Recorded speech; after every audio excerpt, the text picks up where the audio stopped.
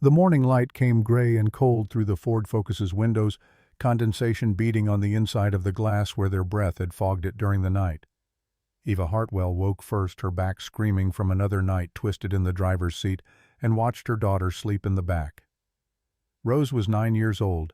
Tangled brown hair spread across the backpack that served as her pillow, a stuffed rabbit clutched to her chest. The same rabbit she'd had since she was 3, back when they'd lived in an apartment with heat and running water and a refrigerator that actually worked. Back when Eva had been a working nurse with a paycheck and a future that didn't involve parking lots and shame. The Walmart lot was already coming to life around them. Early shift workers trudging toward the entrance, delivery trucks backing up to the loading dock with their incessant beeping, the world moving forward while Eva and her daughter stayed frozen in this purgatory of transience. 2 years now. 730 days of waking up in a car, of washing their faces with baby wipes, of splitting granola bars and pretending everything was fine. Eva had become an expert at pretending, at maintaining the fiction that this was temporary, that she was on the verge of fixing everything, that any day now they'd have a real home again. She'd learned to ignore the looks from other shoppers who saw them emerge from the Ford each morning. Learned to time their bathroom trips to avoid security guards who might ask uncomfortable questions.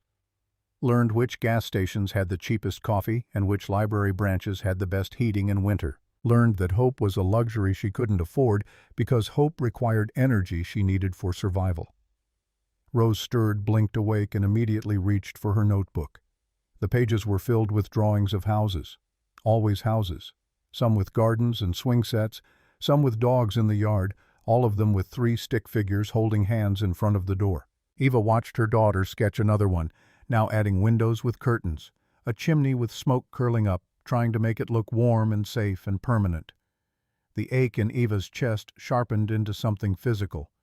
They went through their morning routine with the efficiency of practice. Eva heating water in the camping kettle plugged into the car's cigarette lighter, using baby wipes to clean their faces and hands, helping Rose change into her school clothes while trying to maintain some semblance of privacy in the parking lot. A granola bar split in half, Eva giving Rose the bigger piece, though her daughter didn't know it. Coffee so weak it was barely brown, but at least it was hot.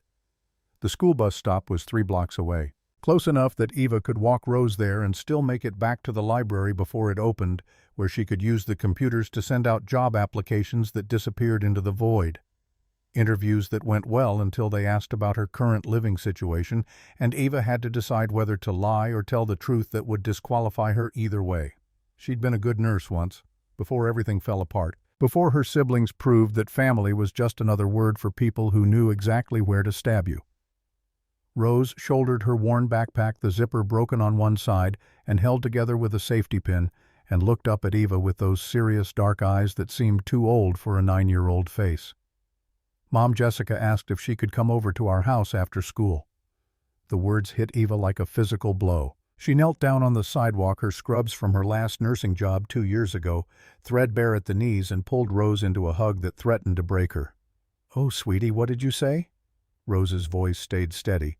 Matter of fact, a child who'd learned to lie to protect her mother's pride. "I told her we're moving soon, that our house is all packed up in boxes. I said maybe after we get settled in the new place." Eva blinked away tears, forcing them back through sheer will. This child, this impossibly brave and loyal child who'd learned at 9 years old to rank their various states of homelessness and lie about having a home and bear the weight of adult shame without complaint. "Baby, I'm so sorry. This isn't forever. I'm going to fix this." Rose hugged her back, small arms fierce and strong. "I know, Mom. We've had worse, right? Remember when the car broke down in Portland and we had to sleep in the bus station? They had indeed had worse." Though the fact that a 9-year-old could rank their various experiences of homelessness made Eva want to scream at the universe, at God, at her siblings who knew exactly what they'd done and didn't care. She walked Rose to the bus stop, watched her climb aboard with the other children who had homes to go, to lunches packed in proper lunch boxes, parents who weren't one car breakdown away from complete disaster. Then she walked back to the Ford Focus, sat in the driver's seat, and allowed herself exactly 5 minutes to cry before she had to pull herself together and face another day of trying to claw their way back to stability. The library didn't open for another hour, so Eva drove to St. Mary's Women's Shelter on the east side. The same shelter where she'd fled 10 years ago with infant Rose in her arms, running from an ex-husband whose fists came out when he drank, which was every night. Sister Maria still ran the place, 70 years old now, but still sharp, still kind. She'd told Ava she could use the shelter's address for mail, since a P.O. box cost money they didn't have, and no employer wanted to send correspondence to a Walmart parking lot. The morning was cold enough that Eva's breath plumed white as she walked up the steps past women she recognized from the rotation of desperation that kept cycling people through this place. Some who'd been here when she'd been here a decade ago, still stuck. Sister Maria looked up from the intake desk and smiled, the lines around her eyes deepening. "Ava, good morning. There's a letter for you. Came yesterday. Looks official." The envelope was cream-colored, thick paper stock that felt expensive between Eva's fingers. Addressed in elegant script to Eva Hartwell, care of St. Mary's Shelter, Tacoma, Washington. The return address read, Porter and Associates Attorneys at Law, Helena, Montana. Her first thought was that someone was suing her, that somehow she owed money she didn't know about, that the situation was about to get even worse. She opened it, standing right there in the shelter lobby. Sister Maria pretending to be busy with paperwork, but clearly curious. Dear Ms. Hartwell, we are writing to inform you that you have been named as the sole beneficiary in the estate of Silas Montgomery, your late great-uncle. Mr. Montgomery passed away 6 months ago at the age of 89. His estate has been finalized, and per his explicit instructions, his property located in Jefferson County, Montana, is to be transferred to you and your daughter Rose upon completion of all legal requirements. The property consists of a log cabin structure on 43 acres of forested land with mountain access. There are no outstanding debts, liens, or encumbrances of any kind. The property is free and clear. Mr. Montgomery also left a fund to cover your travel expenses should you wish to inspect the property before making any decisions regarding its future. Please contact our office at your earliest convenience to arrange transfer of the deed and discuss next steps. Eva read the letter 3 times, her hands starting to shake before the words actually penetrated. Silas Montgomery. She tried to place the name dug through memories of family gatherings she'd mostly tried to forget, and came up with a vague impression of an older man at her father's funeral 18 months ago, standing in the back of the church, not speaking to anyone. Maybe she'd met him one other time. Her father's uncle, someone who'd moved out west decades ago and never came back, someone who'd apparently been watching them from a distance. The letter included a check for $1,500 made out to Eva Hartwell travel expenses, and she stared at it like it might disappear if she looked away. Eva, is everything all right? Sister Maria's voice pulled her back to the present, gentle and concerned. My great-uncle died. He left me property, a cabin in Montana. The words sounded absurd coming out of her mouth, like someone else's life, someone who got unexpected inheritances instead of unexpected evictions. I don't even remember him. Sister Maria came around the desk and read over her shoulder, her hand coming to rest on Ava's arm. This is from God, child.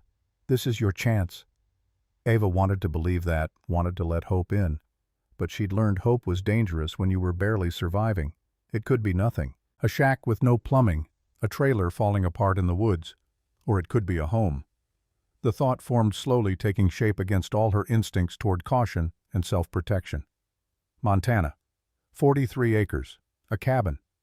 Maybe falling apart, maybe worthless, but maybe, just maybe, a place where Rose could have her own room, where they wouldn't wake up to parking lot security knocking on the window, where Eva could stop lying about why they couldn't have friends over.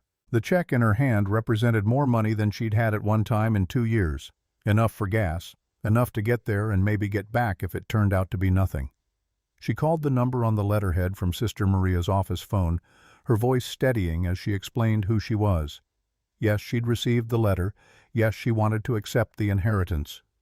The attorney, Theodore Whitmore, had a kind voice roughened by age. He told her that Silas had been very specific, that the property was to go to Eva Hartwell and her daughter Rose, no one else. That everything was in order, that she just needed to come sign the papers and the cabin would be hers. No mortgage, no property taxes for 50 years. Silas had prepaid them through some kind of trust. Free and clear. Eva hung up the phone and looked at Sister Maria, and for the first time in months, maybe years, allowed herself to feel something that might have been hope. I think we're moving to Montana. The hard part came next. She told her siblings about the letter before she'd really thought it through, still operating under the delusion that family meant something, that blood counted for more than it had proven to. She called her older sister Victoria from the payphone outside the library. Rose at school, the Ford parked in the shade where it wouldn't get too hot inside. Victoria answered on the fifth ring, her voice already impatient, already annoyed. "Eva, what is it? I'm showing a house in 20 minutes. Dad's Uncle Silas died. He left me property in Montana. A cabin and land." Eva tried to keep her voice neutral, tried not to sound like she was asking for anything. The silence stretched long enough that Eva thought the connection had dropped. Then Victoria's voice came back, sharp and cutting. "A cabin in Montana. Eva, that's pathetic. You can't handle a studio apartment. You're going to manage property. Just sign it over to me. I'll handle the sale. We can split the money." The casual assumption that Eva couldn't manage her own affairs, that Victoria should automatically take control, sparked something hot and angry in Eva's chest. "It's not yours to handle. Silas left it to me and Rose specifically." "Oh, for God's sake." Victoria's voice went cold, the warmth she used with real estate clients evaporating. "You're living in your car, Eva. You're not exactly making great decisions. Someone needs to step in before you screw this up too." Graham's voice in the background muffled, like Victoria had her hand over the phone, then more clearly as she switched to speaker. "Is that Eva? What's she want now?" "She inherited some shack in Montana from Dad's weird uncle. Thinks she's going to manage it herself." Victoria's tone made it clear what she thought of that possibility. Graham's laugh was even harsher than Victoria's. "Let me guess, you want money to get there. Another loan you won't pay back." The words hit like a slap. Eva's hand tightened on the phone receiver. "I don't want anything from you. I just thought you should know." "How thoughtful." Claire's voice, now youngest sister, the one who'd borrowed $6,000 for a medical emergency that turned out to be a nose job. "Honestly, Eva, after everything we've done for you, everything you've done for me." Eva's voice rose despite her efforts to stay calm. "You took Dad's insurance money. All of you said you'd pay me back and then disappeared. Those were loans." Graham's voice turned sharp. "Not our fault you can't manage money. You got the same amount we did, and somehow you ended up homeless. That's on you." Eva opened her mouth to respond, to point out that she'd given them her share on top of their own, that she'd believed them when they said family helped family. But a small voice interrupted high and clear through the phone speaker. "You're mean. All of you are mean to my mom." Eva's heart stopped. Rose. She'd forgotten that school let out early on Wednesdays, that Rose would be at the library where Eva had said to meet her. She must have walked up during the conversation, must have heard everything. "Well, if it isn't the little tattletale." Victoria's voice dripped false sweetness. "Eva, you're raising a brat." Rose's voice shook, but didn't break. "You took Grandpa's money. You promised to pay Mom back and you didn't, and now you want to take our cabin." The silence that followed was brittle and sharp. Then Victoria's voice filled with contempt. "Eva, get control of your daughter and sign over the property. You're not equipped to handle this." Eva hung up the phone, turned to find Rose standing 3 feet away, backpack slipping off one shoulder, tears streaming down her face, but her jaw set with determination. She looked so much like Eva's father in that moment, the same stubborn refusal to back down from what was right, that Eva felt something crack open in her chest. "I'm sorry, baby. You shouldn't have heard that. They're trying to take our cabin." Rose wiped her eyes with the back of her hand, the one holding her notebook, the pages fluttering. "The cabin Great-Uncle Silas left us. Are you going to let them?" Eva knelt down there on the sidewalk outside the Tacoma Public Library and took her daughter's face in her hands. "No, I'm not going to let them. That cabin is ours. Silas wanted us to have it, and we're going to drive to Montana and see it and make it our home if it's even remotely livable, even if it needs work." Rose's voice was fierce despite the tears. "We can fix things. You're good at fixing things." Eva pulled her into a hug. This brave, loyal, impossibly strong little girl who'd never had a real childhood, who'd learned to lie about having a home and rank their various experiences of homelessness and defend her mother to adults who should have been protecting them both. "You're right. We can fix things, you and me." That night in the Ford Focus, Rose couldn't sleep. She lay in the back seat, streetlights painting orange stripes across the ceiling, and tried to imagine what Montana looked like. She'd checked out a book from the library about the different states, and the pictures of Montana showed mountains so tall they had snow on top, even in summer forests that went on forever, sky so big and blue it didn't seem real. She thought about having her own room, about being able to invite Jessica over without having to lie about her mom not looking so tired all the time. The cabin might be small, might be falling apart, but it would be theirs. Nobody could kick them out. Nobody could tell them to move along. Nobody could take it away because Great-Uncle Silas had left it specifically to them. In the front seat, Eva ran the numbers in her head for the 100th time. $1,500 for travel, minus gas. The Ford got decent mileage, but Montana was a 3-day drive, minus food, minus whatever they'd need when they got there. It would be tight. It would be terrifying. But staying here, sending out resumes that went nowhere, watching Rose get thinner and quieter, that was its own kind of terrifying. Silas Montgomery. Whoever he'd been, whatever his reasons, had thrown them a lifeline. The only question was whether Eva was brave enough to grab it. Morning came too early, the Walmart parking lot coming to life around them with the pre-dawn shift change. Eva and Rose went through their routine one last time in Tacoma, knowing that tonight they'd be somewhere in eastern Washington or Idaho, that in 3 days they'd be in Montana, standing in front of a cabin that might change everything, or might be another disappointment in a long line of disappointments. They packed the Ford with everything they owned, which didn't take long: clothes in garbage bags, Rose's school supplies, Eva's nursing textbooks that she'd refused to sell no matter how desperate they got. Photographs of Eva's father holding infant Rose with so much love in his eyes it hurt to look at. The last thing Eva packed was the letter from Theodore Whitmore, folded carefully and placed in the glove compartment where she could reach it if she needed proof this was real. Rose sat in the back seat with her notebook open to a fresh page, ready to document their adventure. She'd titled it at the top in her careful printing, "The Journey to Our New Home." Below that, she'd drawn the Ford Focus with 2 stick figures visible through the windows and mountains in the distance. Eva caught sight of it in the rearview mirror and had to blink away tears. This child's unshakable faith that things were about to get better, that they were heading toward something good instead of just running away from something bad. They drove out of Tacoma as the sun came up Interstate 90, stretching east toward the mountains, toward Montana, toward whatever Silas Montgomery had left them. Eva's hands were steady on the wheel, but inside she felt like she was made of glass, one wrong move from shattering. Rose pressed her face to the window and watched Washington State scroll by, the landscape changing from urban sprawl to farmland to forest. Her first real journey beyond the city limits of the place she'd been born. "Mom, do you think there will be bears?" "Maybe. Montana's pretty wild. What about wolves?" "Probably those too." Rose's eyes went wide, delighted rather than scared. "That's so cool. We're going to live somewhere with actual wild animals." Eva couldn't help but smile, her daughter's enthusiasm infectious despite everything. "We don't know what we're going to find there, baby. It might be really rough." "I don't care." Rose went back to her notebook, starting a new drawing. "Anything's better than the parking lot." They drove for hours, stopping only for bathroom breaks and the cheapest food they could find. Eva let Rose navigate with a paper map from a gas station, teaching her to read the highway numbers and calculate distances, turning necessity into a lesson, the way she'd learned to do over the past 2 years.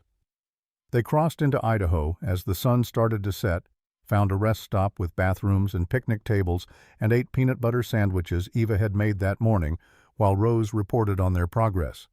"We went 312 miles today. Tomorrow we have to go about 400 more to get to Montana. Then it's only about 2 hours from the border to Helena, where Mr. Whitmore's office is." "You're a good navigator, kid." Eva watched the last light fade from the sky, stars coming out brighter than she'd ever seen them in the city. "Your grandpa would be proud." Rose looked up from the map, her face suddenly vulnerable. "Do you think he knew about Uncle Silas leaving us the cabin?" "I don't know, baby." "Maybe. They were family, so maybe they talked. I think he knew." Rose folded the map carefully along its creases. "I think that's why Uncle Silas left it to us, because Grandpa told him we were good people." Eva's throat tightened. Her father had died 18 months ago, cancer that moved too fast for treatment to matter. In his final days he'd held her hand and told her she was the strongest person he knew, that she'd raised Rose right, that he was proud of her. She'd used his life insurance money, her share of the $17,000, to pay for his funeral and catch up on bills. Her siblings had taken theirs and run. She'd believed them when they said they needed it, that they'd pay her back, that family was supposed to help each other. She'd learned the hard way that belief was a luxury she couldn't afford.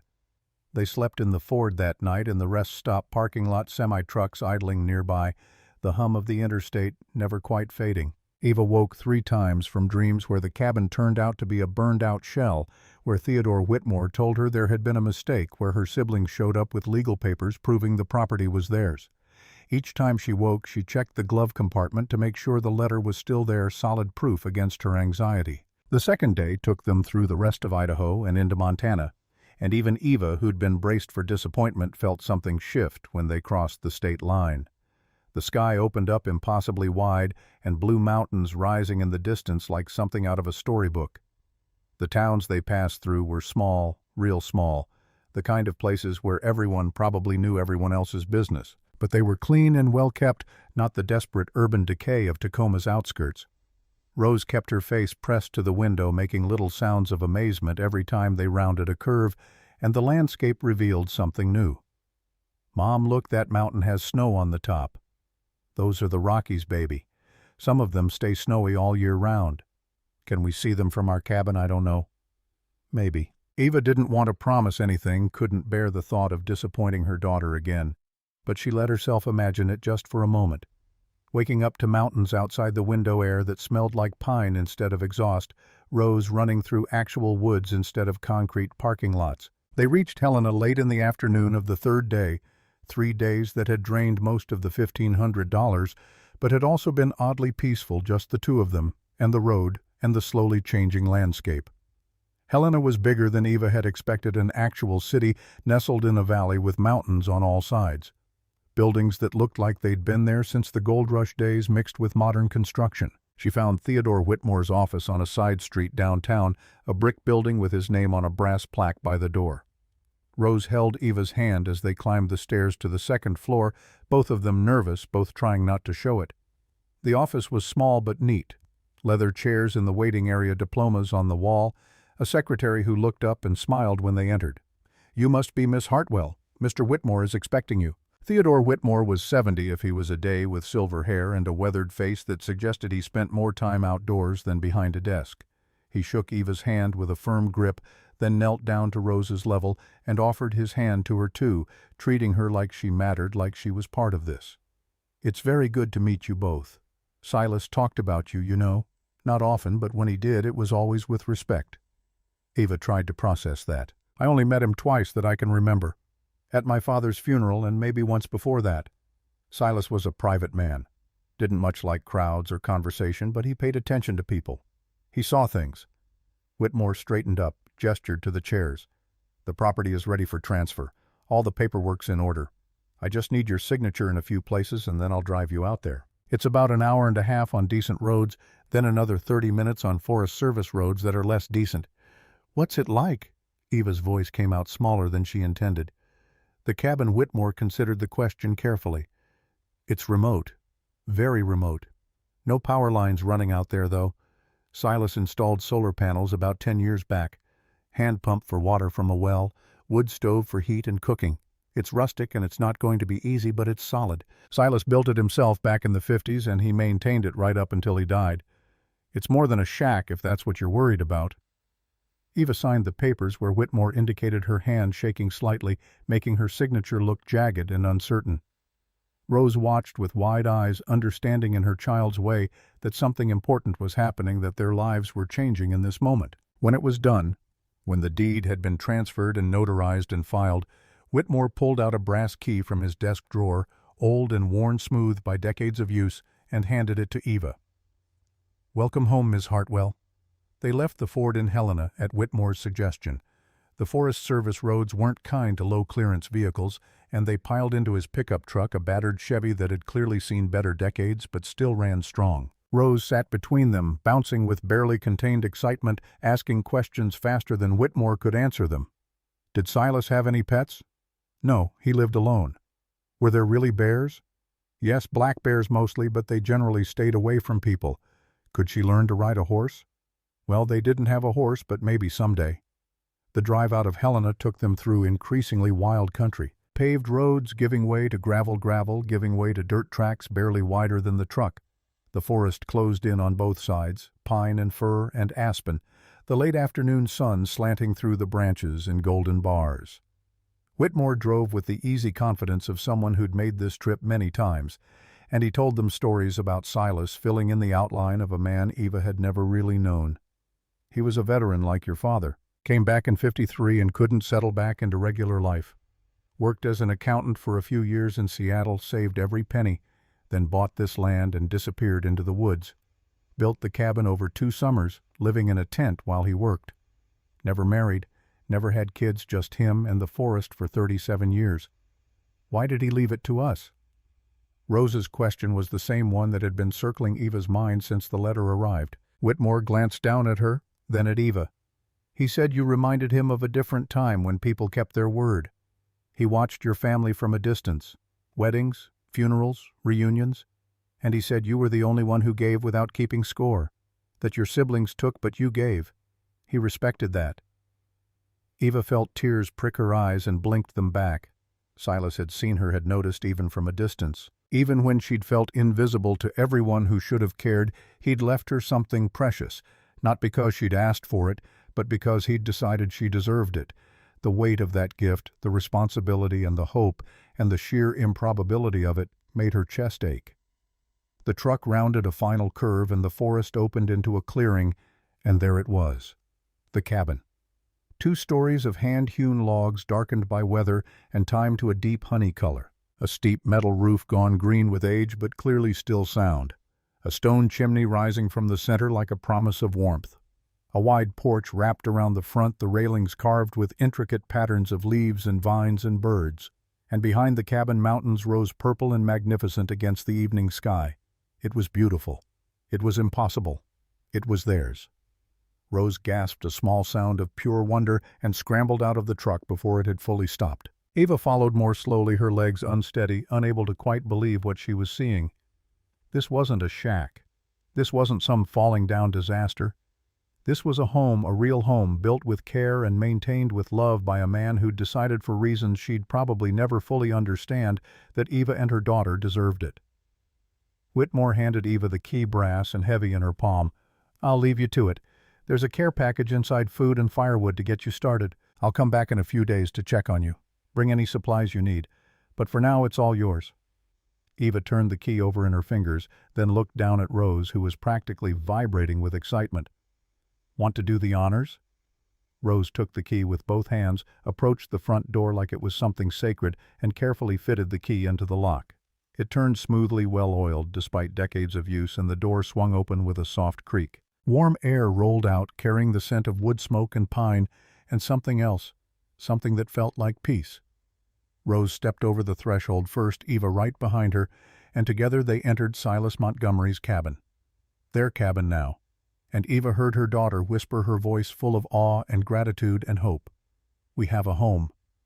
The first morning in the cabin, Rose woke to silence so complete it felt like the world had been remade overnight. No traffic sounds, no voices from other cars in parking lots, no mechanical hum of refrigerated trucks making deliveries. Just birds, dozens of them calling to each other through the forest in a language she didn't understand but wanted to learn. She lay in the smaller upstairs bedroom under Silas's quilts, heavy and warm, and watched sunlight move across the pine plank ceiling in patterns that shifted with the breeze outside. Her stuffed rabbit sat on the windowsill, looking out at mountains that seemed close enough to touch.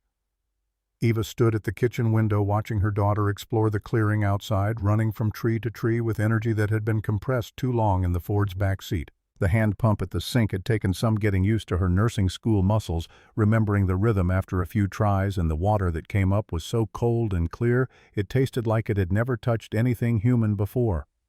The wood stove radiated steady heat, Silas's carefully split kindling catching easily from the fire she'd built, using techniques half-remembered from a camping trip 20 years ago. Coffee percolated in an ancient enamel pot, and Eva allowed herself to feel something dangerously close to contentment. The cabin revealed itself slowly over those first days, each room a careful study in self-sufficiency. Silas's workshop in the back held tools organized with military precision, each one clean and oiled and hung on pegboard with its outline traced in marker so you knew exactly where it belonged. The root cellar stayed cool even in afternoon heat, shelves lined with mason jars full of preserves that were probably still good vegetables Silas had grown and put up himself. Upstairs, his bedroom held almost nothing personal. A narrow bed, a dresser, a single photograph of a much younger man in army fatigues standing next to a helicopter with Korea's Rocky Mountains behind him. Eva studied that photograph and tried to reconcile the serious-faced soldier with the man who'd built this sanctuary and left it to a niece he'd barely known. Rose made discoveries daily, her child's curiosity uncovering things Eva's practical mind might have missed. A carved wooden box under the eaves held Silas's war medals, Bronze Star and Purple Heart, wrapped in cloth that had kept them from tarnishing. A bookshelf in the main room concealed a fold-down desk behind a false front, the surface scarred with decades of use and covered in Silas's careful handwriting. Lists, calculations, observations about weather and wildlife and the slow passage of seasons. She found bird nests tucked into the porch rafters, a family of mice living in the woodshed who scattered when she opened the door, and a trail through the forest that led to a creek so clear you could count individual stones on the bottom. It was Rose who first noticed something odd about the main room's dimensions. She'd been measuring things with a tape measure from Silas's workshop, making a map of the cabin in her notebook with careful attention to scale when she frowned and redid her calculations. The exterior wall measured 42 feet, but the interior rooms only added up to 38. 4 feet unaccounted for, which seemed like too much for just insulation and log thickness.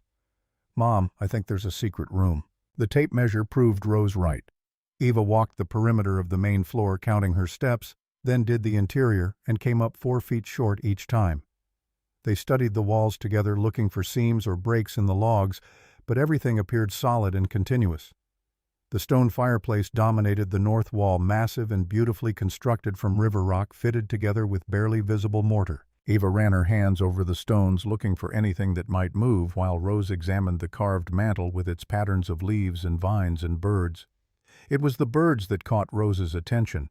They were everywhere in the carving, dozens of different species, rendered in such detail you could almost identify them. Hawks and owls, songbirds and woodpeckers. But one, a small wren near the bottom right corner, seemed different. The carving was slightly deeper, the wood around it showing wear, as if someone had touched it repeatedly over years. Rose pressed it experimentally and felt it give slightly inward with a soft click. The sound that followed was subtle but unmistakable. Stone grinding against stone somewhere behind the fireplace. Eva stepped back quickly, pulling Rose with her as a section of floor in front of the hearth separated from the rest with a hairline crack that became visible as dust settled into the seam, suddenly broke free. The panel was 4 feet square, perfectly fitted, and it lifted on some kind of counterweight mechanism when Eva worked her fingers into the crack and pulled. Stone steps descended into darkness, narrow and steep, carved directly into the bedrock foundation. Eva found a flashlight in Silas's workshop, tested it to make sure the battery still held charge, and stood at the top of those steps, trying to decide if she was brave enough to go down.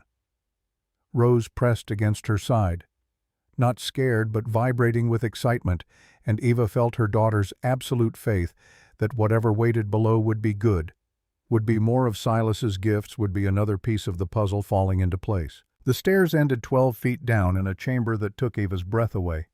The ceiling was vaulted and supported by hand-hewn beams that must have taken months to shape and place. The walls were smooth stone, and shelves lined them floor to ceiling, organized with the same meticulous care as the workshop upstairs. Wooden crates stacked carefully, each labeled with numbers and dates in Silas's precise script. Leather-bound books arranged by size. Glass-fronted cabinets holding objects Eva couldn't immediately identify in the flashlight's beam. And in the center, a massive oak desk with papers arranged in neat stacks and a journal lying open as if Silas had just stepped away. Rose moved to the desk while Eva stood frozen, her nurse's brain trying to process what she was seeing and coming up blank. The journal's open page showed columns of items and numbers, dates ranging from the early 1960s through the 1990s, each entry meticulously documented. Rose picked it up carefully, both hands supporting the leather binding, and brought it to her mother. The title page read, "Private Collection and Estate Records Property of Silas Montgomery, begun January 7, 1963, updated through September 2, 1994. Below that, in slightly different ink, as if added later, for Eva and Rose. "Should you find this, everything here is yours now. I trust you will know what to do." Eva's hands shook as she turned pages, the flashlight balanced on the desk, casting shadows that made the numbers seem to dance. entry after entry, each one listing an item purchased, the price paid, authentication details, and current estimated value. A landscape painting by Albert Bierstadt, bought at an estate sale in Portland for $375 in 1963, now worth $52,000. A first edition Shakespeare folio purchased for $800 in 1964, currently valued at $120,000. The numbers grew as she flipped forward. Paintings by artists Eva vaguely recognized from art history classes she'd taken in nursing school. Andrew Wyeth, Mary Cassatt, Winslow Homer. Stock certificates from the 1970s companies that had seemed like risky bets at the time but had become household names. Apple, Microsoft, IBM. Rose pulled open the nearest crate using a pry bar she found leaning against the desk, old enough to know to be careful but too curious to wait. Yellowed newspaper from 1968, wrapped around a painting oil on canvas, mountains and clouds rendered in dramatic strokes that made the scene feel alive. The signature in the corner matched the journal entry. Bierstadt. Eva lifted it carefully, the frame solid wood gone dark with age, and leaned it against the desk where they could see it better. The painting alone, according to Silas's notes, was worth enough to buy a house. A nice house, maybe several. They spent hours in that underground room, opening crates and cabinets with increasing amazement, each discovery more impossible than the last. A bronze sculpture of a running horse, patina green and beautiful. Ancient coins in velvet-lined cases, Roman and Byzantine and Chinese, each labeled with acquisition, date and provenance. First edition books by Twain and Hemingway and Fitzgerald, their dust jackets protected in archival sleeves. A framed map from 1702 showing territories that didn't exist anymore, hand-colored and gorgeous. Financial ledgers revealed stock purchases that had multiplied 100-fold, bonds that had matured and been reinvested, a patient and disciplined approach to building wealth that had compounded over decades. The final page of the main journal stopped Eva's breath completely. Silas's neat handwriting, dated September 2, 1994, 6 months before his death, according to Whitmore. Final accounting as of this date. Total estimated value of collection based on current market conditions and professional appraisals, completed August 1994. Paintings and sculptures, $73,200,000. Rare books and manuscripts, $18,500,000. Coins and precious metals, $42,800,000. Stocks and bonds, $112,300,000. Miscellaneous items, $18,200,000. Total estimated value, $265 million. Eva read the number 3 times, her vision blurring before she could make herself believe it. $265 million, hidden in a vault under a cabin in Montana left by a man who'd lived alone for 37 years and apparently never told anyone what he'd been building down here. She looked at Rose, who was carefully examining a collection of jeweled brooches in a glass case, and tried to understand what this meant, what it changed, what Silas had given them, that went so far beyond a roof over their heads it defied comprehension. A separate letter tucked into the journal's back cover, addressed in Silas's hand.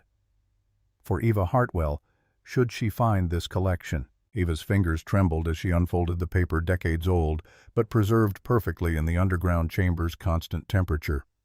Dear Eva, I watched you grow up from a distance, saw you at family reunions, weddings, funerals, all the obligatory gatherings that families convince themselves matter. I saw you care for your father in his final illness. Saw how you raised Rose alone with dignity when her father proved himself unworthy. I saw how your siblings took and took, how you gave and gave, how they made you believe that was what family meant. This collection represents my life's work. 37 years of patience and faith that beauty and value are worth preserving. I leave it to you because you understand what truly matters. Not wealth, but character. Not taking, but giving. Your siblings will come when they find out. They'll claim you're not capable of managing this, that you need their help. That family means sharing. Stand firm. This is yours. Earned not by blood, but by being the kind of person who deserves it. Use it to give Rose the life she's earned by being brave enough to have you as her mother. With respect and hope for your future, Silas James Montgomery. Eva had to sit down on the stone floor, the letter clutched in both hands, and let herself cry for the first time since they'd arrived. These weren't the silent tears she'd learned to shed in the Ford while Rose slept the grief and frustration and fear she'd carried for 2 years. These were different. Complicated relief and gratitude and a kind of grief for a man she'd never really known, but who'd seen her more clearly than anyone in her life, except maybe her father. Silas had watched her fail and struggle and lose everything, and instead of judging her, he'd decided she deserved better. He'd built this gift over decades and saved it for someone he believed would use it right, and somehow, impossibly, he'd chosen her. Rose found a second letter in a small wooden box behind the desk, this one addressed in the same handwriting. To Rose, the brave girl who finds my secret. She brought it to Eva, who read it aloud, her voice still thick with tears. Dear Rose, if you're reading this, you found my hidden room. You must be clever and curious, which are fine qualities. This room holds many valuable things, but the most valuable thing is the family who found it together. I never had children of my own, but I watched your mother raise you, and I saw how much she gave to make sure you were fed and safe and loved. I hope you know how lucky you are to have her, and I hope she knows how lucky she is to have you. Whatever happens with this collection, remember your mother is a good person in a world that often punishes good people. Protect her. She spent her whole life protecting you. Be brave, little one. The world needs more brave children. Your friend across time, Silas. Rose pressed close to Eva's side, small and warm and steady. He knew about me even though I wasn't born yet when he started this. He knew there would be someone like you. Someone worth everything I've been through. They climbed back upstairs as evening fell, closing the hidden entrance carefully behind them, and sat together on the porch watching the sun paint the mountains purple and gold. Eva's mind raced through implications and complications, through the certainty that this would change everything, that their siblings would find out somehow that the peace of these first days was about to shatter. But for now, for this moment, she let herself simply sit with her daughter in front of their home, while mountains stood eternal and patient in the distance, and tried to accept that sometimes, rarely, impossibly, the universe gave you exactly what you needed when you needed it most. The fragile peace lasted exactly 1 week. Eva had been careful, had told no one except Theodore Whitmore that they'd found anything unusual. But small towns apparently worked on their own information network that had nothing to do with telephones or internet. Beatrice Sullivan, the librarian at Cedar Falls's tiny public library 5 miles down the mountain, had mentioned to someone that Silas's niece and her daughter were settling into the old cabin. That someone had mentioned it to someone else who'd connected Silas Montgomery's name with an article from a Helena newspaper's archive about a reclusive collector who'd donated a valuable painting to a museum anonymously back in the 1980s. By the time the regional news picked up the story, Montana recluse leaves fortune to homeless single mother Eva's phone was ringing with calls from numbers she didn't recognize. She ignored them all except the one from her sister Victoria, partly from morbid curiosity and partly from the naive hope that maybe, just maybe, family would mean something this time. Victoria's voice came through, bright and concerned, the real estate agent pitch she used on clients who needed to be convinced they wanted something. Eva, I've been trying to reach you for days. I saw the news story about Silas's collection. Honey, that's amazing, but you must be overwhelmed. Graham and I have been talking, and we think it would be best if we came up to help you sort through everything. You know, get proper appraisals, figure out taxes, make sure you're protected. Eva's hand tightened on the phone. I'm handling it, Victoria. I have an attorney, a small-town Montana lawyer. Victoria's voice shifted, skepticism bleeding through the concern. Eva, be realistic. This is potentially worth millions. You need a team, proper representation. We're family. We should stick together on this. The word family in Victoria's mouth felt like a weapon being loaded. Like we stuck together when I was living in my car. A pause. Then Victoria's voice shifted again, the warmth draining out like someone had flipped a switch. That's not fair. We all had our own problems. But this is different. This is important. And I wasn't important. Don't be dramatic. Look, Graham's already talked to a lawyer friend who specializes in estate management. We just want to make sure you don't screw this up. Given your history with financial decisions, you understand our concern. Eva hung up. Her hands shook with anger rather than fear this time, a different kind of trembling that felt almost cleansing. She'd spent 2 years believing she'd somehow failed, that her homelessness was evidence of poor judgment rather than bad luck and family betrayal. Silas's letter had shifted something fundamental in how she saw herself, and Victoria's casual assumption that Eva couldn't handle her own affairs bounced off that new understanding like rain off stone. Rose looked up from her homework spread across the kitchen table where real sunlight came through real windows in a real house that belonged to them. Was that Aunt Victoria? Yeah, baby. What did she want? What she always wants. To take control of something that isn't hers. Are you going to let her? Eva met her daughter's serious dark eyes and felt something settle into place solid and unmovable. Not a chance. Theodore Whitmore arrived the next morning with two people Eva hadn't met. A woman in her 50s with sharp eyes and a sharper business suit, and a man in his 40s who carried himself with the calm confidence of someone used to courtrooms. Adelaide Kingston specialized in estate law for high-net-worth individuals. Fletcher Knox defended against frivolous guardianship claims. Whitmore had called them after the news story broke after he'd received 3 separate calls from Eva's siblings, all claiming concern about her ability to manage Silas's bequest. They sat around Silas's handmade table while Eva told them everything. From the stolen insurance money, to living in the Ford, to finding the vault, to Victoria's phone call yesterday. Adelaide took notes in a leather portfolio, her pen moving steadily across the paper. First thing we do is establish a trust. Everything goes into it with you as sole trustee. Even if they somehow convinced a court you were incompetent, which they won't, the trust protects the assets. They can't touch it. Fletcher leaned back in his chair, studying Eva with an expression she couldn't quite read. But they can make your life hell trying. Frivolous lawsuits, depositions, court hearings. They can leak information to the press, turn this into a media circus. They can drag you through the mud publicly while we fight them in court. How long would that take? Depends on how determined they are. 6 months to a year, maybe more. Eva looked at Rose, who'd been sitting quietly in the corner with her notebook drawing houses like she always did when she needed to feel safe. A year of fighting, of having her fitness as a mother questioned publicly, of Rose hearing strangers debate whether Eva was capable of caring for her. The thought made her feel sick. What's the alternative? There isn't one. Adelaide's voice was gentle but firm. Not if you want to keep what's yours. Silas left this to you specifically. Your siblings have no legal claim, but that won't stop them from trying. The question isn't whether you fight, it's how well prepared you are when they show up. Over the next 3 days, they built Eva's case with the same meticulous care Silas had used to build his collection. Adelaide arranged appointments with 2 psychologists in Helena, both specialists in competency evaluations. Eva drove down alone, leaving Rose with Beatrice Sullivan, and submitted to hours of questioning and testing. The first psychologist, Dr.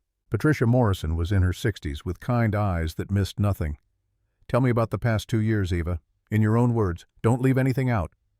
Eva talked for 90 minutes straight, describing the theft of the insurance money, the cascade of evictions and job losses, the decision to live in the Ford rather than risk losing Rose to the system. She talked about maintaining her daughter's school attendance, about budgeting food stamps to last the month, about the constant fear of discovery and the shame that followed them everywhere.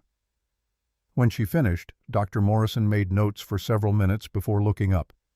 You understand that most people in your situation would have shown signs of significant psychological impairment, depression, anxiety disorders, impaired decision-making. Eva nodded, uncertain where this was leading. Yet you maintained your daughter's welfare as your primary focus. You kept her in school, fed, clothed, emotionally supported. You continued seeking employment despite repeated rejection. You built systems to cope with homelessness rather than succumbing to it. Dr. Morrison tapped her pen against her notes. What you're describing isn't incompetence, Eva. It's adaptive resilience of an extraordinarily high order. You didn't just survive circumstances that would have broken many people. You protected your child through them. That's the opposite of impaired judgment. The second evaluation reached the same conclusion, documented with tests and assessments that Adelaide could present in court. Eva wasn't just competent.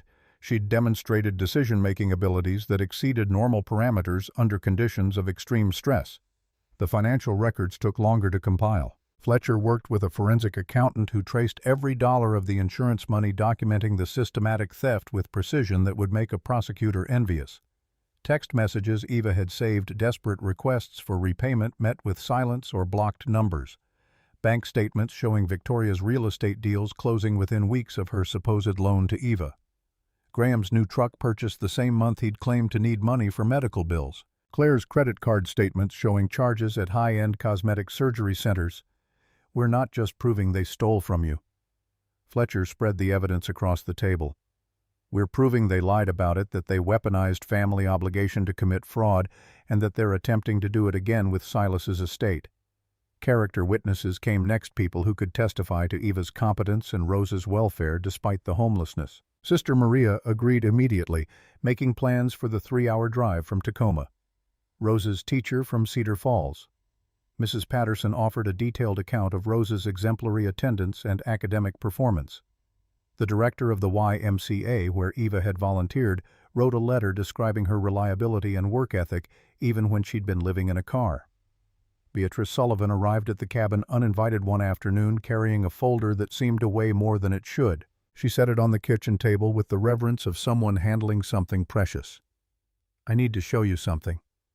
I've been keeping these for years, not really knowing why. But I think this is why." The folder contained newspaper clippings spanning decades, articles about art sales, technology, stocks, market trends, all of them with notes in Beatrice's neat handwriting connecting them to Silas Montgomery. Dates and cross-references, a timeline of investment decisions that revealed a pattern of remarkable foresight. "I tracked his investments." Beatrice's voice was almost apologetic. "Small town, not much else to do, and I was curious. He'd mention things sometimes when he came in for books, little comments about art or markets. I'd research them afterward. He was always right, always ahead of everyone else. It was like he could see 10 years into the future." Eva studied the clippings, seeing in them the portrait of a man who'd understood value in ways most people never would. "Why would he talk to you about it? I don't think he meant to. I think he was just lonely." Beatrice's voice softened. "Sometimes you need to tell someone what you know, even if they don't fully understand. He talked about you once after your father's funeral. Said you were the kind of person who gave without keeping score, and that was rare. Said he hoped life would be kinder to you than it had been. He decided to be that kindness himself." Yes, he did." Adelaide examined the clippings with growing excitement, recognizing their value not just as evidence of Silas's competence, but as proof of his deliberate planning. This establishes that Silas wasn't a lucky eccentric. He was a sophisticated investor who built his collection through decades of disciplined, informed decisions. It makes his choice of Eva as heir look even more calculated and intentional. 2 weeks before the court date, Julian called. Eva's second oldest brother, the one who'd always followed Graham and Victoria's lead without question, the one she'd written off along with the others. His voice came through tentative and ashamed in a way she'd never heard from him. "Eva, I'm out. I told them I won't be part of this. I withdrew my name from the petition." She sat down slowly, uncertain how to process this. "Why now? Why not before they filed?" "Because someone showed me the evidence. The GPS tracker, the bank records. I saw it all laid out, saw what we actually did to you. Not the story we'd been telling ourselves, but the truth." His voice cracked. "I took your money and convinced myself I deserved it because I'm your brother, but I didn't deserve it. None of us did. We stole from you and then blamed you when there was nothing left to steal." Silas saw that. He knew what we were. That's why he left everything to you and not us. "What do you want me to say?" "Nothing. I don't want anything. I just wanted you to know that at least one of your siblings finally woke up. I don't expect forgiveness. I don't deserve it." He paused, and Eva heard the effort it took to continue. "And Eva, the others aren't going to stop. Victoria's borrowed money to pay for the lawyers. Graham's convinced this is their big payday. They're desperate now. Please be careful." Eva thanked him and hung up, then sat staring at the phone for a long time. One sibling out of 4 showing any sign of conscience. It should have felt like more than it did. Rose looked up from her homework. "Do you think he means it?" "I don't know, baby. People say a lot of things. But he's not fighting us anymore. That's something." "Yeah, that's something." The night before the court hearing, Adelaide arrived with something she'd found during discovery. A small fireproof safe hidden in Silas's workshop that had required a combination Rose had figured out from the dates on his war medals. Inside was a VHS tape, a letter and a key to a safety deposit box in Helena. The letter was brief. Silas's handwriting, shakier than in earlier documents dated 8 months before his death in May 1995, written as his health had begun to decline. "If you're watching this, you found everything, and the wolves have arrived. I recorded this in September of last year, knowing exactly what would happen. Watch it. Show it in court if necessary. Protect what's yours. You've earned it. Never doubt that. They found an old VCR player in the attic, hooked it to the small television Silas had kept for weather reports, and pressed play. The image that filled the screen was Silas himself at 69, sitting at the desk in the vault, surrounded by his life's work. His voice was steady despite the slight tremor in his hands. "My name is Silas Montgomery.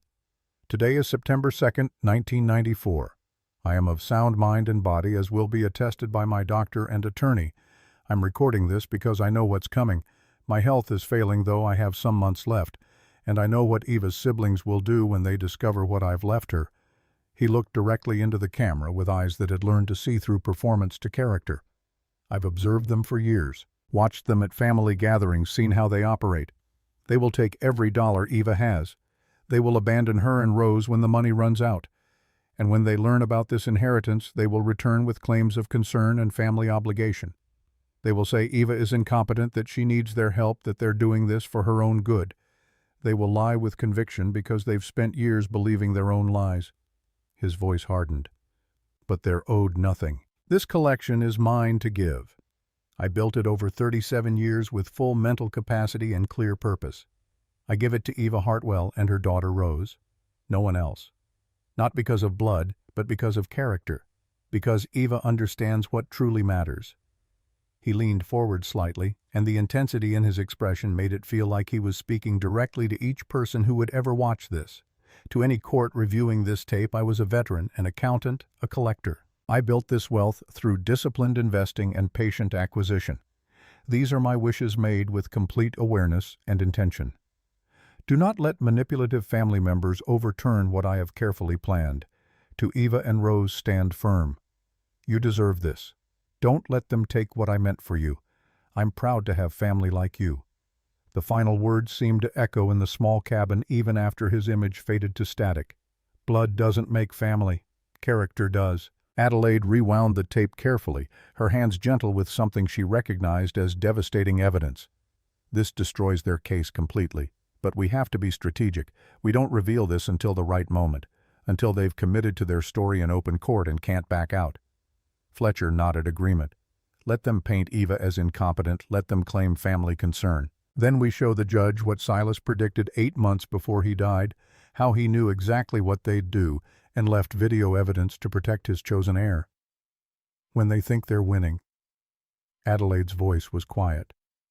"When Victoria is confident and Graham thinks victory is close, that's when we play this."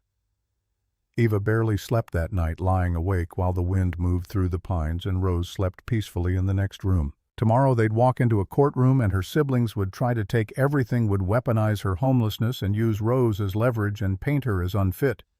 The fear was real and sharp, but so was the anger. Silas had seen her worth when everyone else had seen only failure.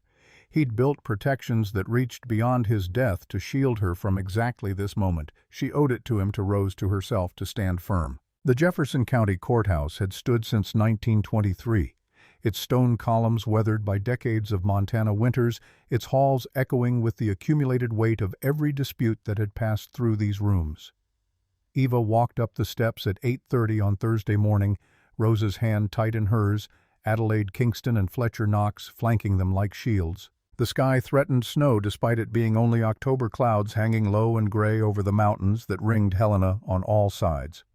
Inside, fluorescent lights hummed, and the air smelled of old wood and floor wax, and the particular tension that came from families tearing each other apart in public. Victoria stood near the water fountain, navy suit, perfectly tailored, hairstyled, like she was about to close a $1 million sale rather than try to steal one from her sister. Graham paced by the windows, his tie, slightly crooked face already flushed with anger that seemed to be his permanent state. Claire sat on a bench, hands folded, eyes downcast, playing the role of concerned family member with practiced precision. Gerald Thorne conferred with 2 associates, all of them carrying briefcases thick with documents designed to paint Eva as incompetent and desperate and dangerous to her own child. When Victoria spotted them, her expression shifted from worry to something harder, calculating the mask she wore slipping just enough that Eva could see the resentment underneath. They didn't approach each other, didn't speak, just stood on opposite ends of the hallway like armies waiting for battle to begin. Eva felt Rose press closer and squeezed her daughter's hand, trying to transmit strength she didn't entirely feel. Everything they had, everything Silas had given them, came down to the next few hours and whether a judge would see through her siblings' performance to the truth underneath. Cedar Falls residents arrived in a steady stream, filling the benches with quiet solidarity. Beatrice Sullivan with her folder of clippings. Sheriff Thomas Whitaker in full uniform, his presence a statement about who the law was actually here to protect. The general store owner, the mechanic, the doctor who'd examined Rose and pronounced her thriving. Sister Maria, who'd made the 3-hour drive from Tacoma, her presence a reminder of where Eva had started and how far she'd come. They formed a wall of witnesses, proof that community could be chosen rather than inherited. Judge Carolyn Winters entered at 9, sharp black robe, crisp silver hair, pulled back expression, stern but not unkind. She was early 60s, with the bearing of someone who'd presided over enough custody battles and estate disputes to have developed immunity to manipulation. The bailiff called the court to order, and everyone stood, then sat, then waited while the judge arranged papers and surveyed the room with eyes that missed nothing. Case number 7492, petition for guardianship of Eva Hartwell and custody of minor child Rose Hartwell. Mr. Thorne, you filed the petition. Present your case. The bailiff called the court to order. Everyone stood, then sat waiting while Judge Winters arranged papers and surveyed the room with eyes that missed nothing. She nodded to Gerald Thorne. Mr. Thorne, you filed the petition. Present your case. Gerald Thorne stood with the practiced confidence of a man accustomed to winning, his opening statement delivered in tones calculated to suggest reason and concern. He painted Victoria Graham and Claire as loving siblings watching their sister spiral, powerless to intervene as Eva made choice after poor choice. The housing instability wasn't presented as consequence of theft, but as evidence of Eva's inability to maintain stability. The homelessness wasn't framed as survival, but as failure. Bank records appeared on screens showing evictions and unpaid bills, the context of stolen insurance money conveniently absent from Thorne's narrative. Graham took the stand first, his performance honed through rehearsal. His voice carried just the right mixture of frustration and worry as he described years of watching Eva struggle, of offering help that was refused, of growing alarm at decisions that seemed to compound rather than solve problems. The GPS tracker wasn't mentioned. The $87,000 existed only as loans made in good faith to a sister who'd never managed to repay them. He became, in his telling, the exhausted brother who'd tried everything and watched it fail.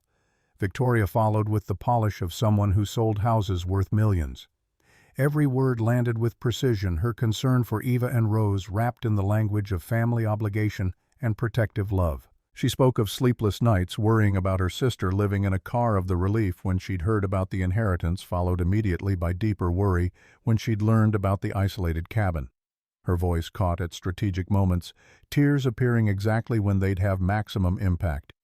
The performance was flawless, and watching it, Eva understood how many people Victoria must have convinced over the years that self-interest was actually selflessness. Claire's testimony aimed for different territory, softer and more insidious.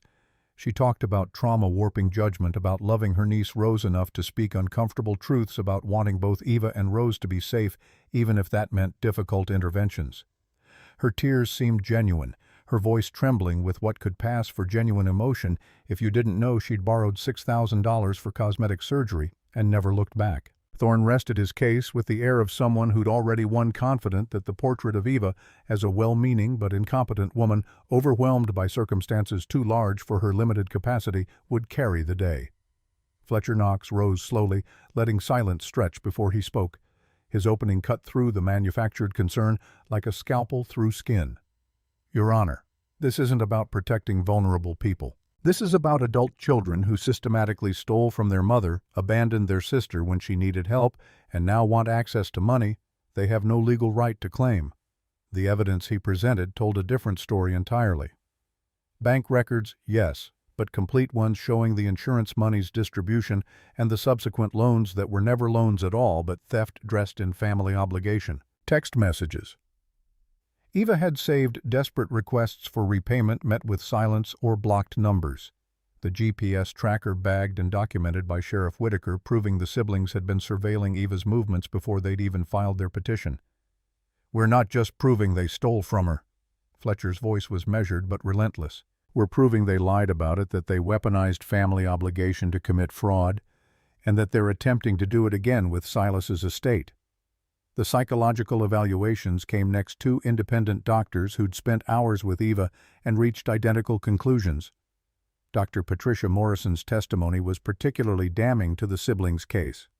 She spoke in the calm, measured tones of someone presenting scientific fact rather than opinion. I evaluated Miss Hartwell for cognitive function, emotional stability, and capacity for complex decision-making. She scored well above average in all categories. More significantly, she demonstrated what we call adaptive resilience, the ability to maintain clear thinking and appropriate prioritization under extreme stress. Most people in her circumstances would have shown signs of impairment. Ms. Hartwell showed the opposite evidence of someone who'd learned to think clearly, precisely because survival depended on it. Character witnesses followed. Sister Maria took the stand and became a force of nature, her 70 years of working with desperate women lending weight to every word. I've run St. Mary's for 43 years. I've seen thousands of women come through those doors, some who make it and some who don't. Eva Hartwell came to us twice. Once at 19, fleeing domestic violence with a baby. She worked 2 jobs, went to nursing school at night, and still found time to volunteer helping other women in crisis. She left us after 2 years with her degree and a job and dignity intact. She came back 2 years ago after her siblings stole her father's insurance money. Did she ask for handouts? No. She asked for an address so she could apply for jobs. She maintained her daughter's school attendance, her health, her hope, all while living in a car. I've seen hundreds of mothers. Eva Hartwell is one of the strongest, most capable women I've ever known. Using her past vulnerability as evidence of incompetence isn't just wrong, it's obscene. The courtroom settled into different kind of quiet after that, the manufactured concern of the siblings' case cracking under the weight of truth presented without artifice. Beatrice Sullivan brought her folder of newspaper clippings, decades of tracking Silas Montgomery's investments and observations. She explained in the gentle voice of a librarian who'd spent a lifetime helping people find answers, how Silas had been decades ahead of market trends, how his collection represented not luck, but extraordinary knowledge and patience. Her testimony wasn't about Eva at all, but about the man who'd chosen her. Silas told me once after Mr. Hartwell's funeral that Eva was the kind of person who gave without keeping score. He said such people were rare and deserved to be protected from those who only knew how to take. He knew what her siblings were. That's why he chose her and not them. Judge Winters called for a recess, and Eva used the bathroom to splash cold water on her face and try to slow her racing heart. The case was going well, better than she'd dared hope, but she could see Victoria conferring intensely with Thorne and knew they still had moves to make. Adelaide found her by the sinks. They're going to push hard on the cabin's remoteness and Rose's welfare. Be ready. Fletcher will object to most of it, but some will get through. Just stay calm and tell the truth. When court resumed, Eva took the stand, feeling every eye in the room tracking her movement. Thorne's cross-examination started gentle, almost sympathetic, before the blade appeared. Ms. Hartwell, you lived in your car for 2 years. Is that correct? Yes. And you were unable to maintain employment during that time. I was unable to find employment that would accept someone without a fixed address, which I didn't have because my siblings took the money I would have used for housing. Thorne's smile didn't waver. You blame your siblings for your homelessness. I blame them for stealing $87,000 and refusing to return it as promised. The homelessness was a consequence of that theft. The judge's expression suggested she was keeping careful mental notes. Thorne shifted tactics. This cabin you're living in now, it has no connection to municipal water or power, correct? It has well water and solar power. Everything Silas installed works perfectly. And you're heating with wood. Cooking on a wood stove. Yes, it's actually quite efficient once you learn the system. Ms. Hartwell, don't you think a 9-year-old child deserves better than pioneer-era living conditions? Fletcher stood. Objection. Characterization. The cabin has modern amenities including solar power, well water, and proper heating. It's rustic, not primitive. Sustained. Judge Winters looked at Thorne with thinning patience. Rephrase. But the damage was done. The image planted of Rose living in conditions barely above camping. Eva forced herself to breathe slowly to remember what Adelaide had told her about staying calm. Do you feel qualified to manage a collection worth hundreds of millions of dollars? Eva met Thorne's eyes directly.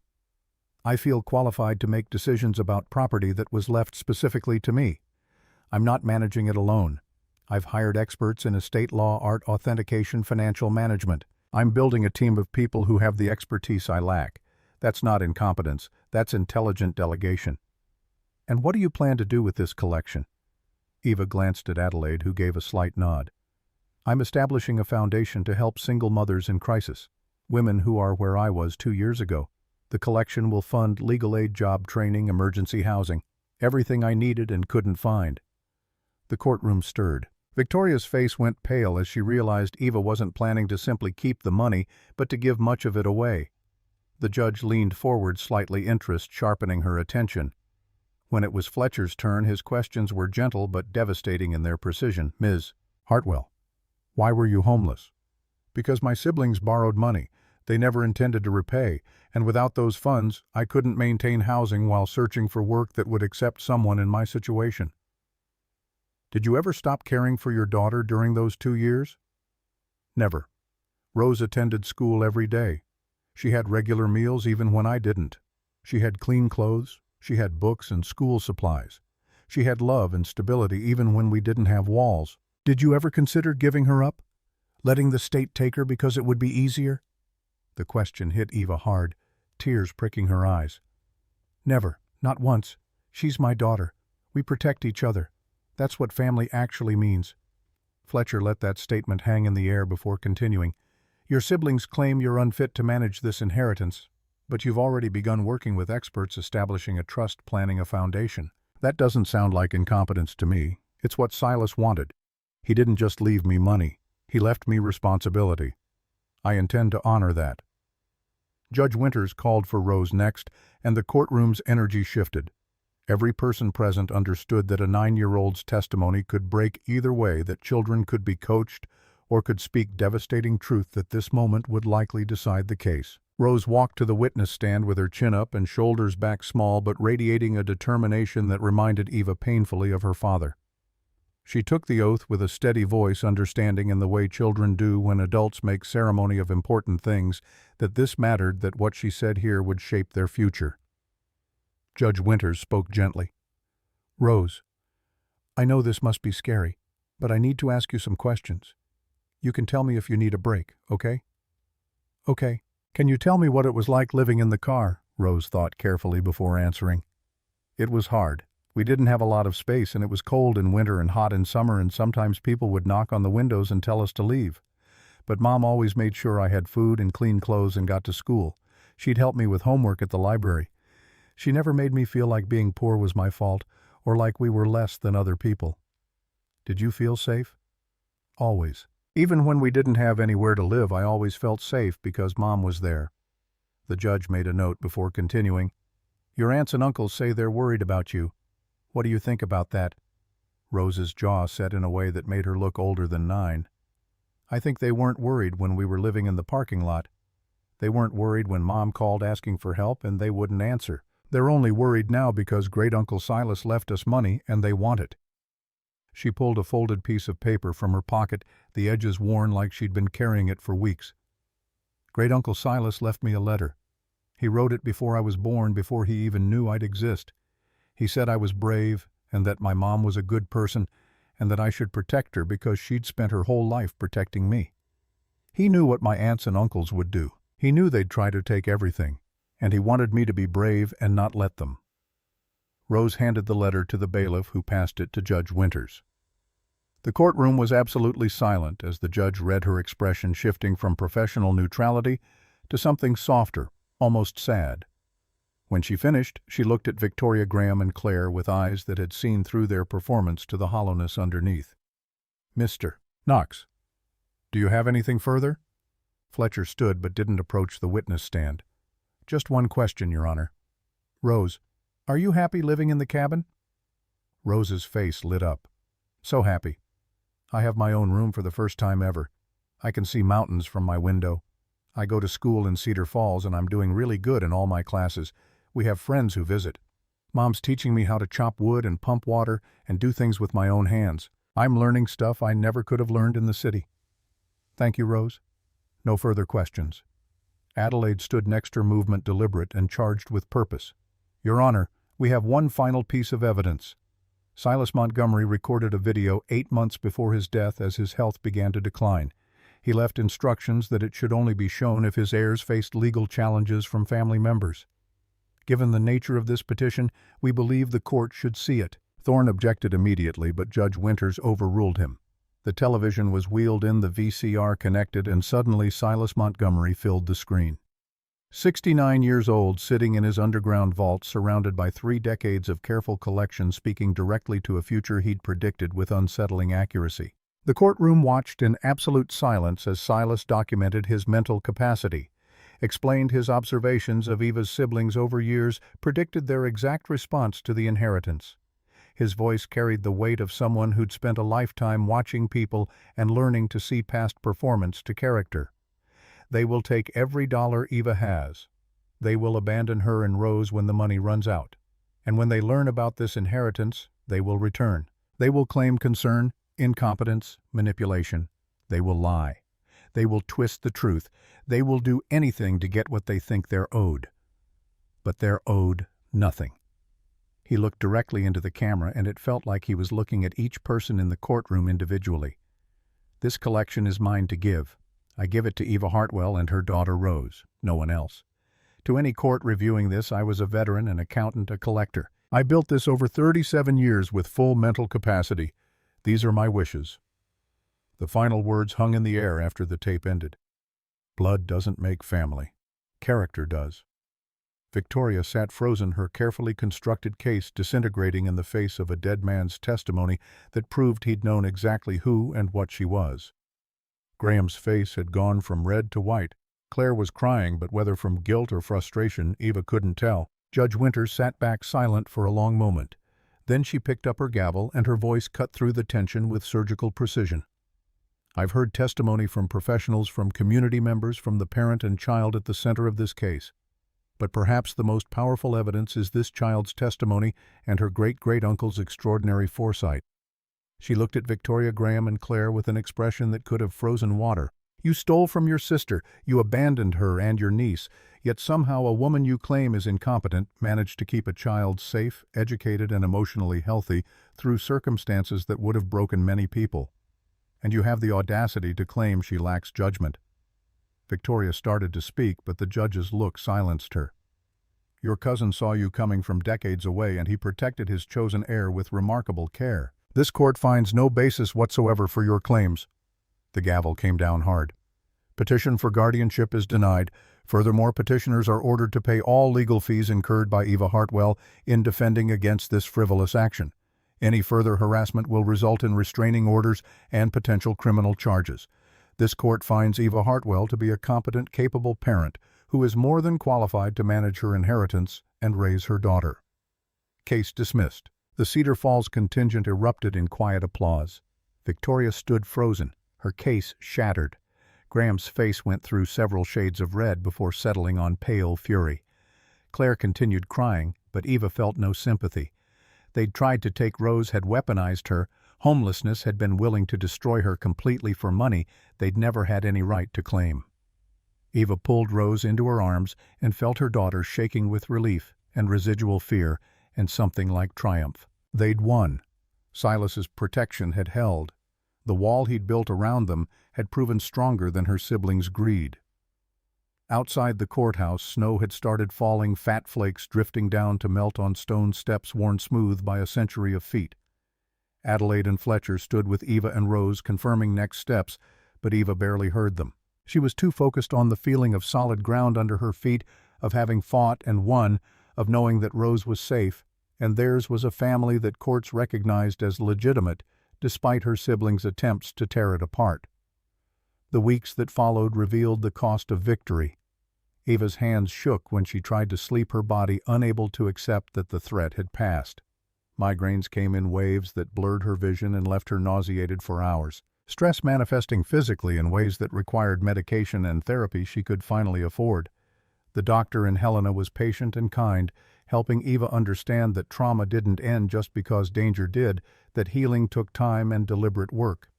She went to appointments twice a week, let herself cry in offices designed for exactly that, and slowly learned that peace didn't have to be temporary. Adelaide helped structure everything properly, a trust that would generate income indefinitely while protecting the principal. Guidelines for how funds could be used, oversight that would ensure Silas's gift continued helping people long after Eva was gone. They sold portions of the art collection through Christie's and Sotheby's each piece, finding a home in museums or private collections where it would be preserved and shared. Silas's patient acquisitions became Eva's patient, giving each sale generating millions that flowed into the foundation's endowment. Warren Caldwell arrived to build the community center 3 months after the court battle. A veteran carpenter in his mid-40s with scarred hands and kind eyes who understood about coming back from war changed. He and Eva circled each other carefully at first, both gun-shy about relationships, both carrying damage that made trust difficult. But Rose liked him immediately, and that counted for something. He stayed long after the construction finished, building a life alongside theirs with the same patient care he brought to timber and stone. The Silas Montgomery Foundation for Single Mothers opened its doors 18 months after the court victory. The community center sat adjacent to the cabin, a beautiful timber structure that honored the forest while providing space for legal aid, job training, counseling services, and emergency housing. Tiny homes dotted the property, each one a sanctuary where women could rebuild with dignity. They hired social workers and lawyers who specialized in family law, created a hotline for people facing abuse-funded scholarships for women returning to school. The work was slow and careful and documented. They helped mothers one at a time, learning what worked and what didn't, building something that would last. But 8 months after opening the foundation hit its first major crisis, and Eva discovered that Silas had been right about more than just her siblings. The investigative piece ran in a regional paper, and the headline made Eva's stomach drop. Foundation spends 40% of budget on administrative costs. The article questioned whether the high overhead was appropriate, whether donations were being used effectively, whether a woman who'd been homeless 2 years ago had the expertise to run a multi-million-dollar operation. The truth was more complicated than a percentage could convey. First-year costs were necessarily high, with building construction system development and staff hiring all requiring significant upfront investment. But the public saw only the ratio of administrative spending to direct services, and social media exploded with criticism. Comments accused Eva of incompetence, of wasting Silas's legacy, of proving that Victoria and Graham had been right about her all along. The internal crisis came next. An employee named Janet Morrison, fired for embezzling $12,000, went to the press with claims that Eva was overwhelmed and ineffective, that she herself had been doing all the real work, that the foundation was poorly managed and heading for disaster. More headlines followed, each one cutting deeper. Investigation reveals fraud at Montana Foundation. Former homeless woman struggles to manage charity. The external pressure multiplied when a larger, more established foundation approached with an offer of partnership that was actually a takeover bid. Richard Lansing, their director, had the polished confidence of someone accustomed to being the smartest person in every room. "Ms. Hartwell, your intentions are admirable, but running a foundation requires expertise you simply don't have. Our organization has 40 years of experience. We can absorb your endowment, continue the work, and relieve you of a burden that's clearly becoming untenable. You could focus on your own recovery and let professionals handle this." The implication was clear. You're still the homeless woman who got lucky. Step aside and let the adults work. The emergency board meeting felt like the courtroom all over again. One member suggested Eva should consider Lansing's offer, that perhaps the foundation had grown beyond her capacity. Another worried about the negative publicity about donors pulling support. Only Warren spoke clearly in her defense. You could walk away. Let them take over. Or you could fight. Prove them wrong. Like you did with your siblings. Eva sat with Rose asleep upstairs and Adelaide reviewing damage control options, and Warren watching her with steady confidence, and made her decision. No. Silas didn't give me this foundation so I could hand it to someone else when things got hard.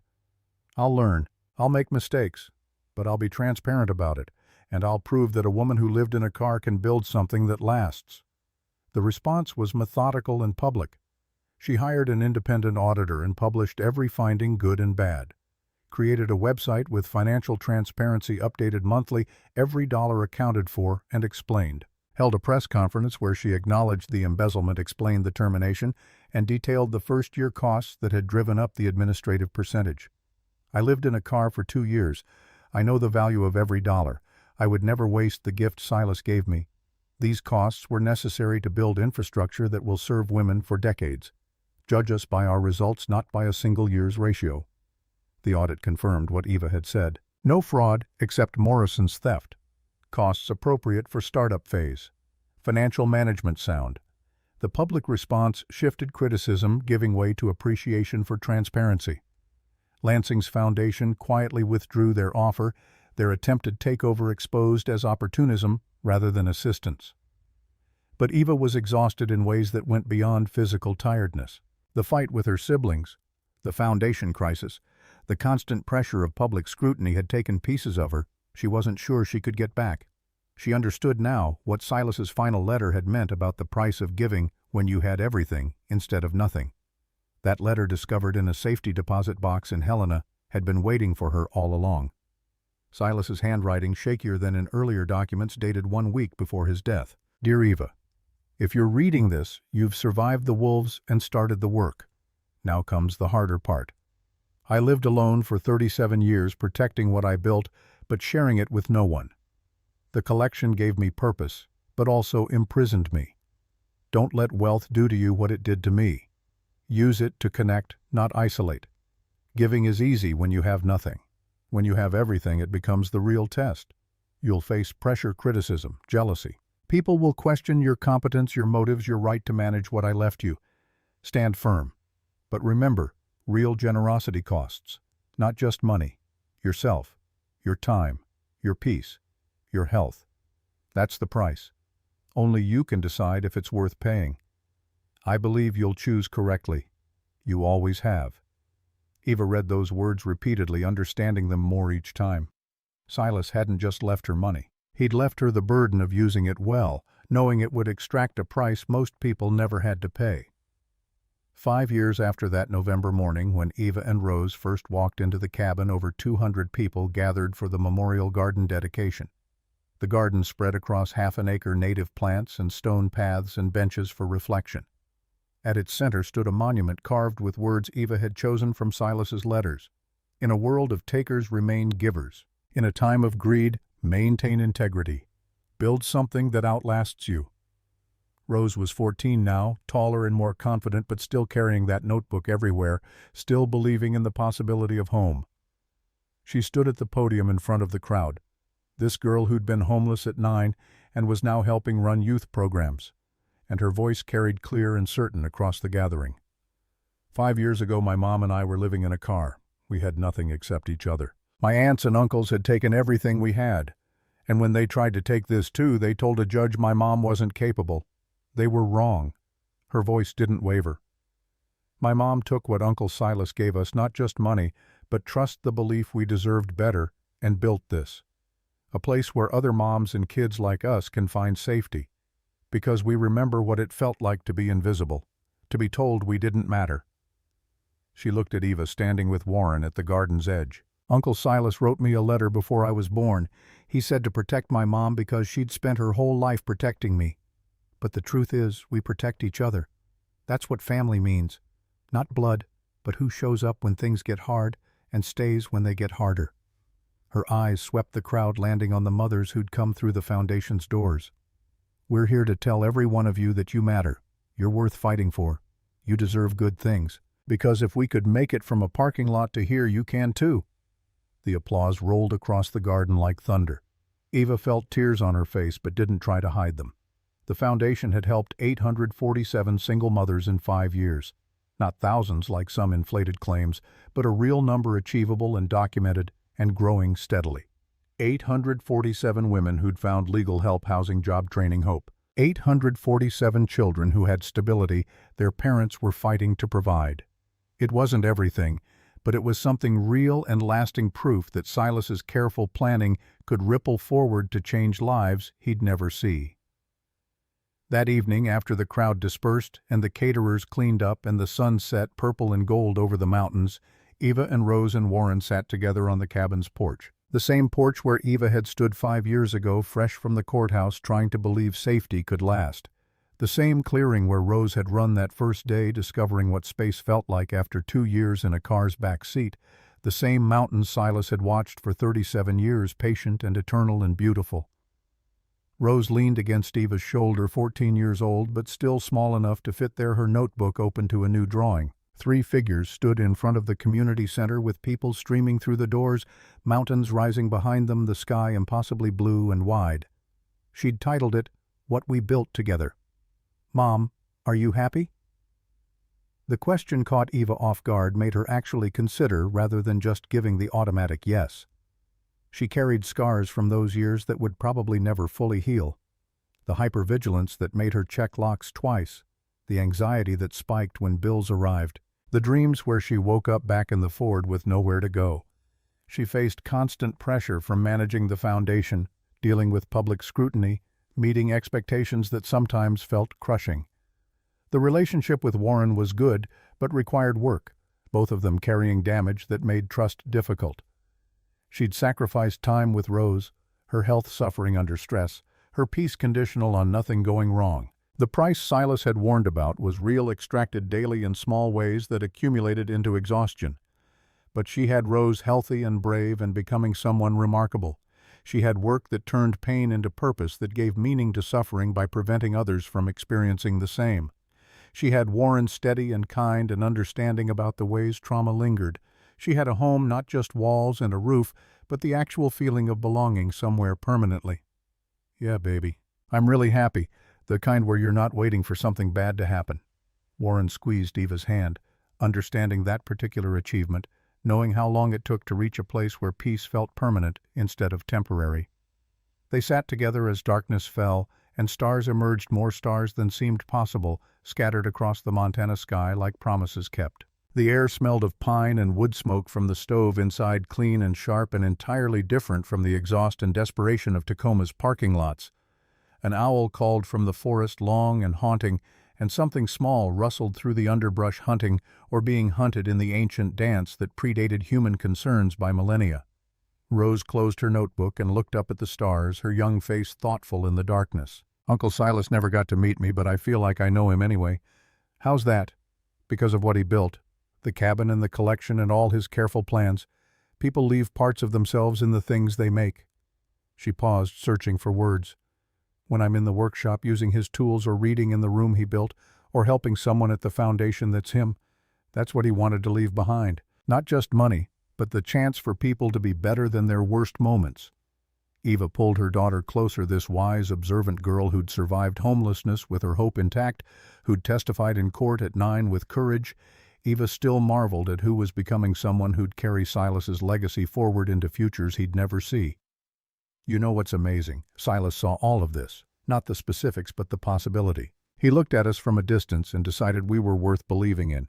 And then he built something that would protect that belief even after he was gone. Do you think he knew it would turn into this? The foundation and everything? I think he hoped we'd do something meaningful with it, but I don't think he could have imagined how meaningful." Eva gestured at the community center, dark now except for the security lights, tomorrow's schedule already posted by the door. Intake appointments, legal consultations, job training workshops, support groups. He gave us tools. We're building something with them that honors him. The morning after the dedication brought a battered sedan up the Forest Service road, engine coughing, paint faded by sun and salt. Inside sat a woman, maybe 32 years old, with 2 children in the back seat, a boy of 5 and a girl of 7, their possessions crammed into garbage bags visible through the windows. She'd called the hotline the night before, voice shaking as she explained she'd left her husband after the last time he'd put her in the emergency room, that she had nowhere to go, that she was terrified, but more terrified of going back.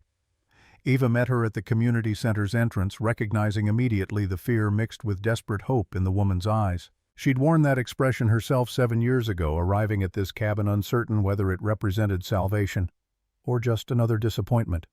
"Hi, I'm Eva. You must be Jennifer. Come inside. You're safe here."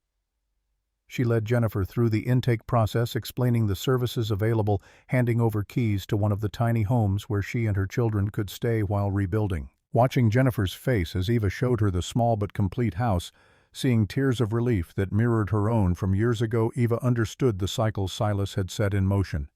The foundation would continue long after Eva was gone. The tiny homes would shelter generations of mothers and children.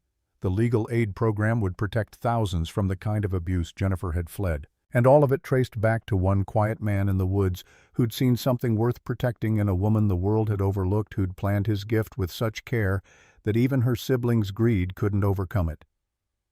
That evening, Eva stood on the cabin's porch watching the sun set behind mountains that had witnessed everything.